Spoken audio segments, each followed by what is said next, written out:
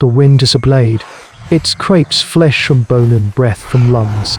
For 3 days, it has not stopped, shearing across the endless steppe, carrying the scent of ice and hunger.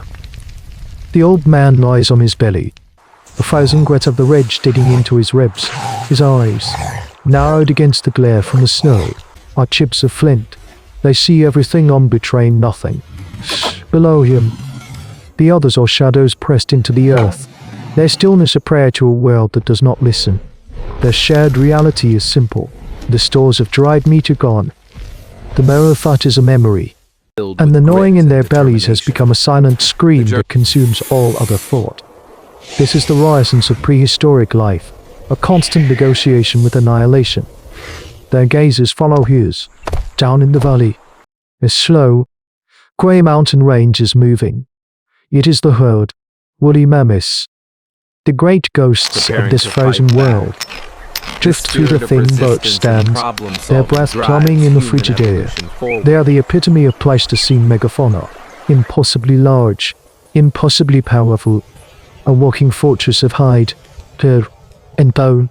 The clan has hunted the old and the isolated before, a desperate gamble that rarely pays off, but this herd is strong. A colossal bull, his tusks sweeping in a devastating arc, guards the flank. The matriarchs move with the placid certainty of true power. To attack them head-on is not a plan. It is a form of suicide. The old man's eyes do not linger on the giants. His focus is a small, darker shape that stays close to the largest female, occasionally bumping against her immense, shaggy leg. The curve, the thought forms not in words, but in a cold, sharp-edged image, a mountain of life-giving meat and fat that could carry them through the coming darkness. It is a thought that borders on madness. To go for the young is to invite the fool. Focused wrath of the mother, a force more relentless than the wind itself. The hunters beside him understand. They can read the tension in his shoulders, the almost imperceptible shift of his weight. No one speaks. There are no words for this kind of decision. A choice weighed in the lives of their own young against the near certainty of death. This is the calculus of early humans, a brutal arithmetic that underpins all of hominid history. He slowly pulls back from the ridge, his knuckles white around the shaft of his spear. The point is a masterpiece of deadly forethought, its edges struck with the precision of the Levaluvi's technique, a flake of chert so sharp it seems to vibrate with purpose. These ancient tools are the only argument they possess against oblivion. He looks at the others. Their faces are masks of exhaustion and grim resolve. He gives a single, slow nod. The hunt is on. They move like water flowing downhill, silent and inexorable.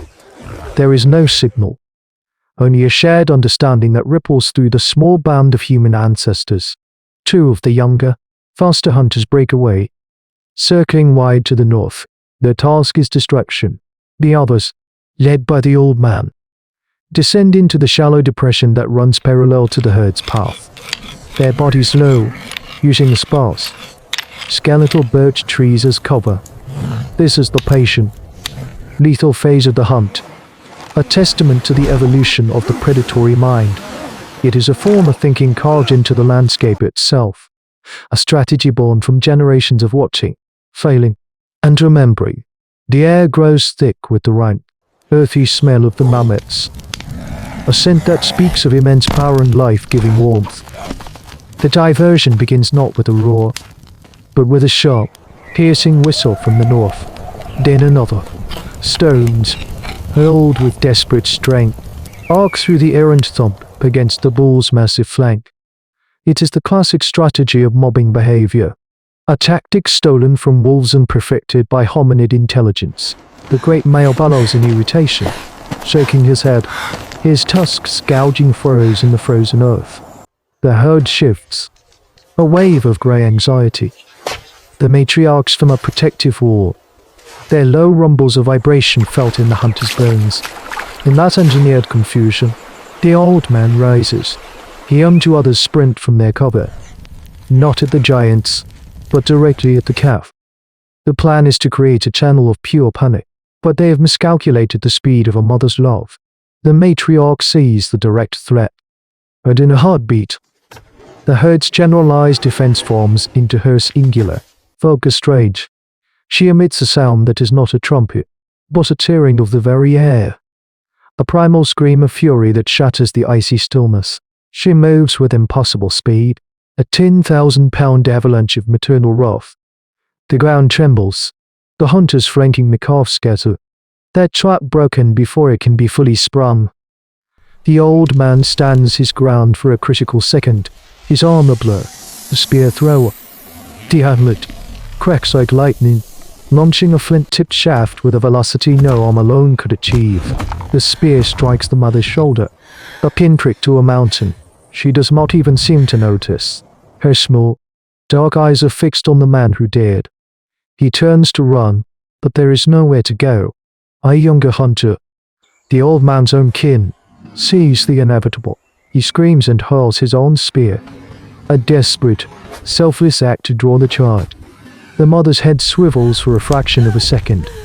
It is enough time for the old man to dive aside, but not enough for the boy. The sweeping toss catches him in the chest, lifting him from the ground and casting him aside like a broken doll. His cry is cut short. The snow where he lands blooms with a sudden, impossible read. The fight is no longer about food. It is now a blood feud. A chaotic maelstrom against a force of nature that has been given a name and a reason to kill them all. The red in the snow becomes the anchor of the chaos. For a fatal moment, the mother mammoth's world shrinks to the still form of the young hunter. She prods the body with the tip of her tusk. Hello? Guttural moan rumbling in her chest, a sound of confusion and grief. That moment of distraction is all the other hunters have. It is the hard choice paid in blood. They swarm the terrified calf, a flurry of desperate, targeted strikes. Their spears, products of advanced primitive technology, are not designed to kill the beast outright but to bleed it, to weaken it, to sever the massive tendons in its legs. The calf cries out, a high-pitched sound of pain and fear that spurs the mother to renewed fury. At last, but it is too they late. collapse on the grassy Hamstring. bank. It tumbles and falls. The hunters leap back just as the matriarch charges again, but her movements are now encumbered by her need to protect her fallen young. The brutal dance continues under the vast, indifferent sky. The hunters are a pack, their individual fears subsumed by a collective will to survive. They harry the mother, forcing her back with feints and thrown stones, their survival skills honed over 1,000 generations of conflict. They give the two designated butchers the spice they need. With razor-sharp flint knives, they work with a terrible efficiency, opening the calf's throat. The lifeblood steams in the frigid air, staining the snow a deeper crimson. The great mother watches her child die, and a silence falls over the valley, broken only by the relentless wind and her shuddering breaths. She stands guard over the body, her rage replaced by a profound, statuesque sorrow. The hunters cannot approach. They retreat to a safe distance, taking their own dead with them, and begin the long, cold wait for her to leave. By nightfall, she is gone, alone, grey silhouette melting into the twilight of this ancient earth. The clan works by the flickering light of tallow lamps, their faces grim. The butchering of the calf is a monumental task, a frantic race against scavengers and the biting cold. They harvest every part, the meat, the fat, the organs, the hide. The bones themselves will be cracked from air and later used as tools or fuel. Back at the shelter, the fire roars, a beacon of defiance. The scent of roasting meat fills the air, a smell of victory that feels like ash in their mouths. They lay the body of the fallen hunter on a bed of furs. The old man takes a lump of iron-rich earth, the red ochre, and grinds it to a powder. He and the boy's mother smear the pigment over the pale skin. A final act of care, a ritual that speaks to a dawning awareness of a life beyond the mere physical. They are not just surviving, they are remembering. The cost is recorded not in a ledger, but in the hollow space a person leaves behind.